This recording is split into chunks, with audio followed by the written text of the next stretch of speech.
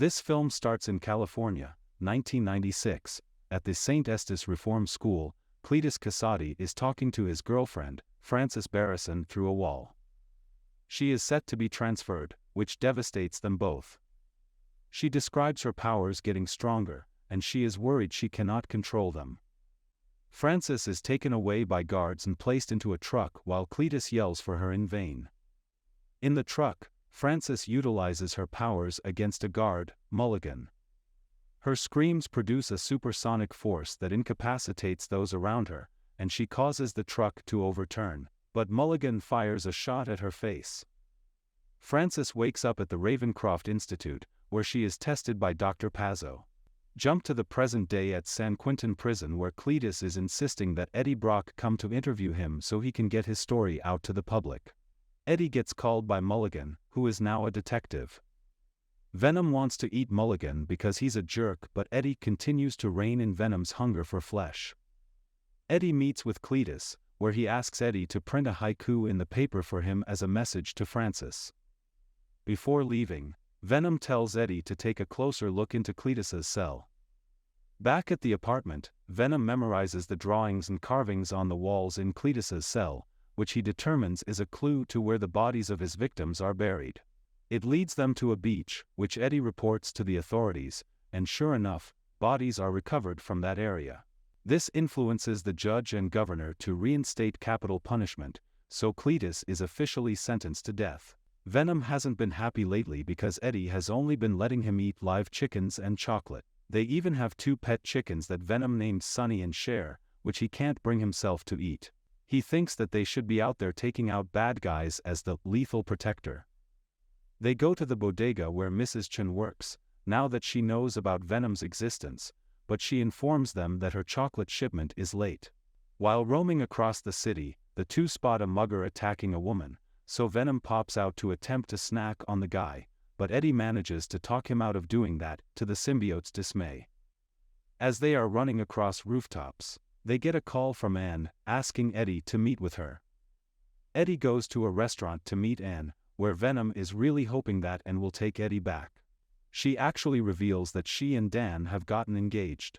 Based on Eddie's bodily reactions, Anne knows that Venom is with Eddie, despite him telling her that Venom died a while back, so she tells Venom to take care of Eddie because he can't take care of himself, and also because he drives other people away. Eddie rides his motorcycle back in dismay, not caring if he gets hurt, but Venom steers him away from danger. Eddie receives a postcard from Cletus, which invites him for one last visit before he is executed. The card also details his past exploits, which include the abuse he suffered at the hands of his father, which led him to killing his grandmother by pushing her down the stairs in her wheelchair, and also electrocuting his mother in the bathtub. Eddie reluctantly visits Cletus, but the madman provokes Eddie by reminding him how he not only drove Anne away but how his father blamed him for causing the death of his own mother during childbirth. This causes Venom to push Cletus against the wall, but when he pulls him closer to Eddie, Cletus bites Eddie's hand and draws blood, although Cletus recognizes that what he is tasting is not ordinary blood. Cletus sees the blood on his finger come alive before ingesting it. Venom notes that he probably just made a huge mistake. Eddie and Venom return home where they have a big argument over Eddie not being able to live his life because of Venom, while the symbiote still complains about his hunger. The two then have a physical fight that includes Venom destroying Eddie's TV before they finally break up, and Venom goes on to possess other unwitting victims. Eddie then proceeds to clean up his apartment. Cletus is set to be executed by lethal injection. However, the symbiote in his blood takes over and sabotages the execution, overtaking Cletus's body and transforming him into Carnage. He proceeds to slaughter the guards gruesomely before busting out of San Quentin. He kills another man on the outside and steals his clothes before taking a car to go look for Frances. Carnage tells Cletus that he wants his help in killing Venom so that he will be the strongest symbiote, and Cletus agrees on the condition that he helps him find Frances. They go to a gas station where Cletus kills the clerk and hacks the internet with Carnage's help to learn that Frances is at the Ravencroft Institute. Eddie sees the news about Cletus escaping, and he is immediately visited by Mulligan.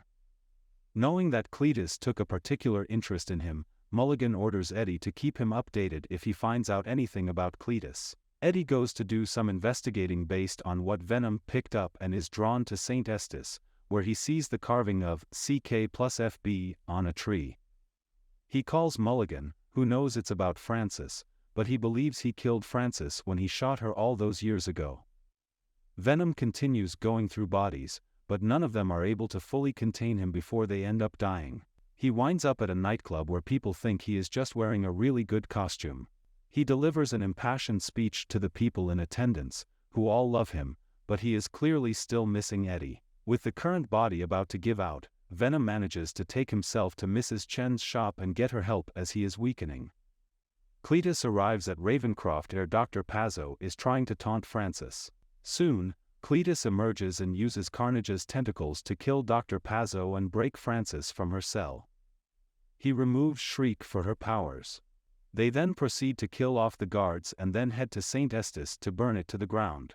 As authorities and armed personnel approach, Carnage utilizes his abilities once again while Shriek uses her powerful screams against them, but Carnage doesn't like this since the noise weakens symbiotes. He orders Cletus to keep her under control. Eddie is taken into custody by Mulligan for the hope that he can bring Cletus to them. Eddie uses his phone call to contact and to get help. Dan drives her to the station where Eddie explains that he needs Venom to fight back. And Dan go to Mrs. Chen's shop, where and quickly realizes that Venom is using Mrs. Chen as a compatible host, and manages to convince Venom to go back with her. They return to the station where and with Venom once again breaks Eddie out.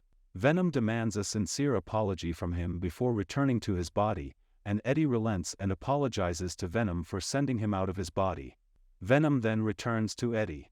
Cletus and Shriek plan to have a wedding, with the three villains planning to kill their respective targets. Shriek wants Mulligan, Cletus wants Eddie, and Carnage wants Venom. They ambush Mulligan and capture him before going to Anne and Dan's apartment, where Shriek knocks Dan out and then goes to capture Anne, leaving a note behind for Dan to find. He calls Eddie to let him and Venom know that Anne is in danger, and that the villains want to meet at a cathedral. Eddie, Venom, and Dan arrive at the cathedral for the final showdown. Venom comes in but panics when he sees how big Carnage is. It takes Eddie promising him to allow Venom to eat anybody he wants. Thus begins the epic symbiote battle, with Venom fighting Carnage against his many powerful attacks. Shriek tries to help, but Carnage makes her stay out, despite Cletus's protests. Dan manages to hold Carnage down by throwing fire at him. Mulligan attempts to flee, but Shriek goes after him. She corners him and appears to knock him off a ledge with a chain wrapped around his neck. Carnage causes part of the ceiling to fall onto Venom, weakening him just as Carnage grabs and makes his way to the roof to kill her. Venom feels that he and Eddie aren't strong enough to bring them down, but Dan points out that Cletus and Carnage aren't bonded the way Eddie and Venom are, since Carnage keeps trying to hold Cletus down as he fights Carnage's treatment of Shriek. This inspires Venom to rise up and fight back, and he stops Carnage from eating Anne, and then saves her from falling. Just as Carnage and Shriek have them cornered, Venom knocks Shriek off a ledge and sends her plummeting to her demise, causing her screams to bring Venom and Carnage down, and she is crushed by a bell. Eddie and Cletus fall, but while Venom manages to use Anne and Dan to catch Eddie, Cletus and Carnage are separated. Carnage tries crawling back to Cletus, but Venom stops him and devours him first. He grabs Cletus, who tells Eddie that all he wanted was for Eddie to be his friend. Venom declared, "Fuck this guy," and chomps Cletus's head off. Eddie and Venom part ways with Anne and Dan before the police arrive. Meanwhile, Mulligan appears to still be alive, and his eyes glow blue just like Shriek. Later on, Eddie tries to figure out what to do with Venom. Although they initially think about separating for good, Eddie decides to retreat to a tropical island, which Venom appreciates. Venom tells Eddie that there are other corners of the multiverse that symbiotes can see. Just as Venom tries to demonstrate, a burst of energy seems to teleport them to a new location. On the TV, Eddie and Venom see a news report from J. Jonah Jameson about Spider-Man following the events of Far From Home. Venom growls and licks Spidey's image on the screen, and here the movie ends. Like and subscribe for more update. Thank you for watching.